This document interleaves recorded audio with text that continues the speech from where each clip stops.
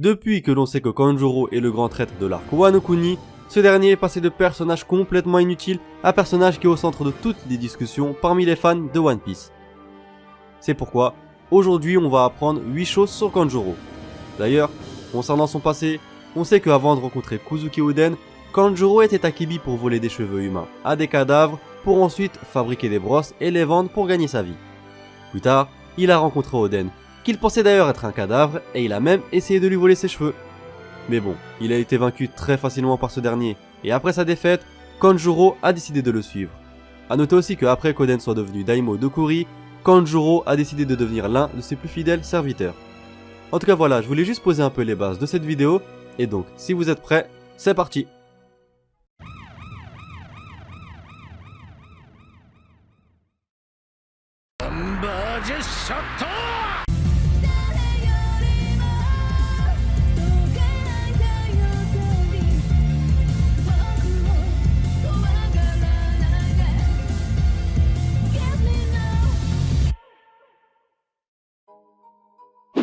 Numéro 1. Ce que l'on sait concernant Kanjuro, c'est qu'il est basé sur Yamada Emozaku, personne qui de son temps était un peintre de renommée nationale, mais c'est pas tout, puisqu'il a été aussi auparavant un ancien membre d'un groupe rebelle.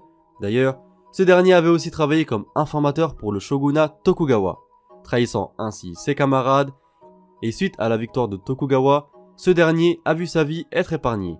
Et quand on sait cela, je pense que l'on peut comprendre aisément pourquoi Ichiro Oda s'est inspiré de lui pour la conception de son personnage Kanjuro. Numéro 2. Ce qu'il faut aussi savoir, c'est que lors de la sortie du tome 73, l'apparence de la silhouette de Kanjuro a été modifiée. Et oui, en effet, dans cette version, il semblait avoir désormais un casque ou un chapeau sur sa tête. D'ailleurs, il est possible que cela soit un Tengai ou un chapeau de roseau usé, semblable au Komuzo. Numéro 3.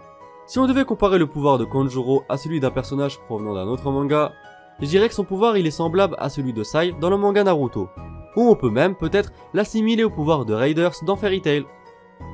Numéro 4. Tout comme son ami Kinemon et les habitants de Wano Kuni, ce dernier semble ignorer qu'il tient son pouvoir d'un fruit du démon, et donc, ce qui est marrant dans tout ça, c'est qu'il considère cela comme de la magie et non pas un pouvoir qui est tiré d'un fruit. Numéro 5. Kanjuro porte le même nom que le personnage principal du film Saya Samurai. D'ailleurs, les deux personnages sont des samouraïs. Les deux ne possèdent pas d'épée, de plus, on sait aussi qu'ils ont été capturés puis emprisonnés. Quand on réfléchit bien, ça ressemble un peu à l'histoire de Kanjuro dans le passé lorsqu'il s'était retrouvé malencontreusement prisonnier à Dressrosa. Numéro 6. Le comédien de doublage du dragon créé par Kanjuro, Ryonosuke, a été doublé par Ryonosuke Yamaguchi. Bon, si ce nom ne vous dit rien, c'est tout à fait normal. Néanmoins, on sait que son père s'appelle Yamaguchi Kapei. Et si ce nom ne vous dit toujours rien, vous allez être choqué, car ce célèbre monsieur se trouve être le doubleur officiel du personnage Usopp. Numéro 7. Dans la première apparition en flashback de Kanjuro, ce dernier semblait avoir des cheveux coiffés en queue de cheval. Cependant, quelques temps plus tard, Oda a apporté un changement lorsqu'il a présenté Kanjuro dans l'ombre.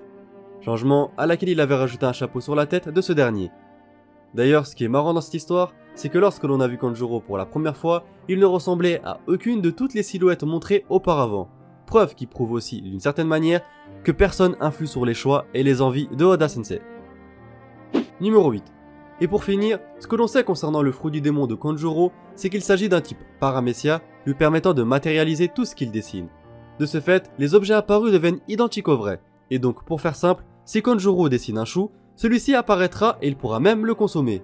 Mais bon, même s'il est capable de créer des produits consommables, tout ce que je peux vous dire là-dessus, c'est qu'ils ont le même goût que les véritables fruits du démon, c'est-à-dire de très mauvais goût.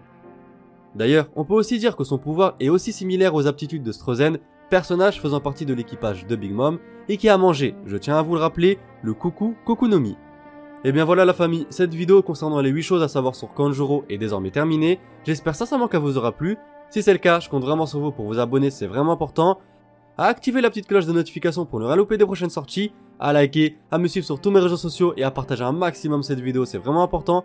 Moi je vous dis à très bientôt pour de prochaines vidéos, Jana!